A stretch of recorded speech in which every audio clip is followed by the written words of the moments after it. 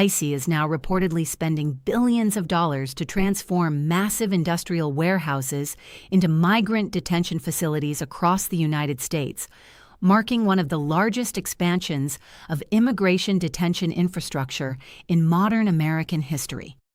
This is not a small administrative update. This is a structural shift in how U.S. immigration enforcement operates. According to recent reports, Immigration and Customs Enforcement under the Department of Homeland Security has begun acquiring or retrofitting large warehouse-style buildings in multiple states with the goal of dramatically increasing detention capacity. These facilities are not traditional jails. They are industrial-scale properties being converted into centralized migrant processing and holding centers, capable of housing hundreds or even thousands of individuals at a time. The price tag attached to this expansion runs into the tens of billions of dollars, making it one of the most significant federal investments in immigration enforcement infrastructure in recent years.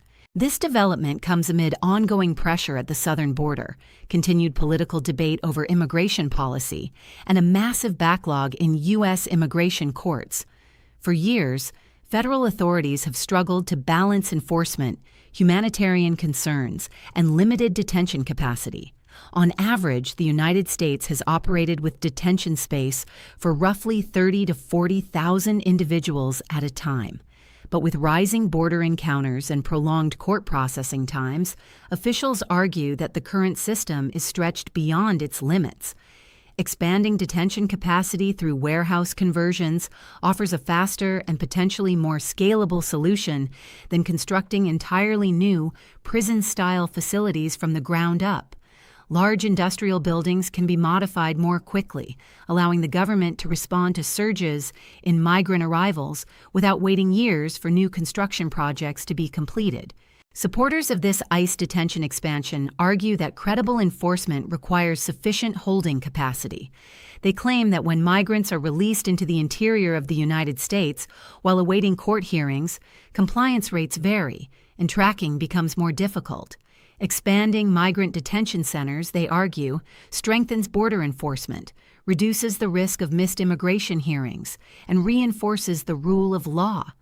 Some policymakers also believe centralized warehouse-style detention hubs could improve logistical efficiency by consolidating processing, medical screening, and legal coordination in single large facilities, rather than spreading operations across scattered county jails and private detention contracts. However, critics view the situation very differently. Immigration advocacy groups and civil rights organizations warn that converting warehouses into detention centers raises serious concerns about living conditions, oversight, transparency, and human rights protections. Warehouses are not originally designed for long-term human habitation.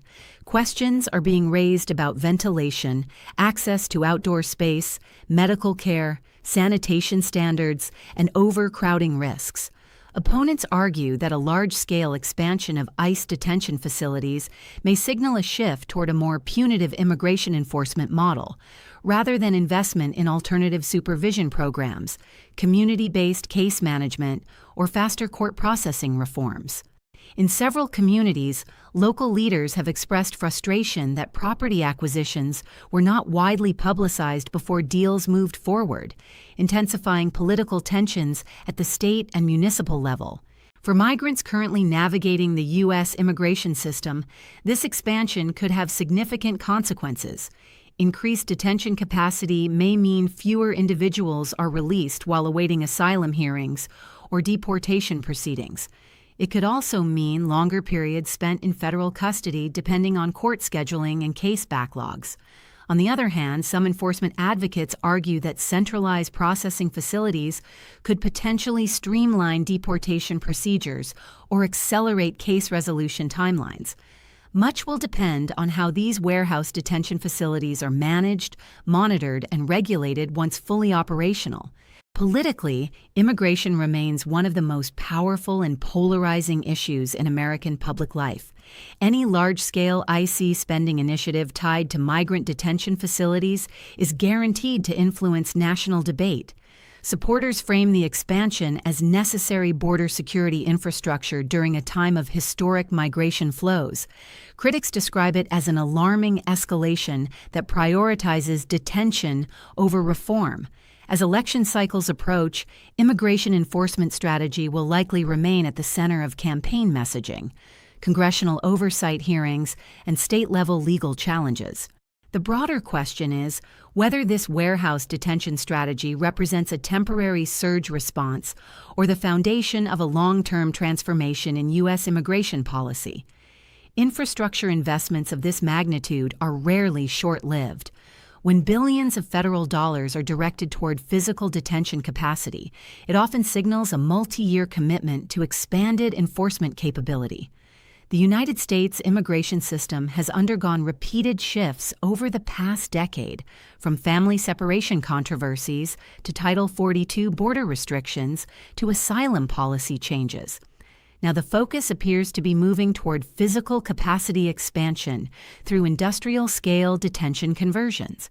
As this story continues to develop, oversight, transparency, and implementation details will be critical. How many facilities will ultimately open? What standards will govern daily operations? How will detainee rights be protected? And how will communities respond once these warehouse detention centers become fully active? The answers to these questions will shape the next chapter of U.S. immigration enforcement. What is clear right now is that ICE spending billions to convert warehouses into migrant detention facilities marks a significant moment in American immigration policy.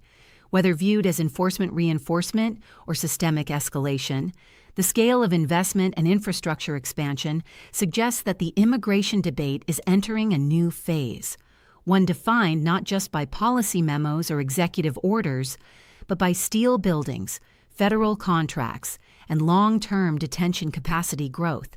And in today's political climate, that shift carries consequences that will extend far beyond the border itself.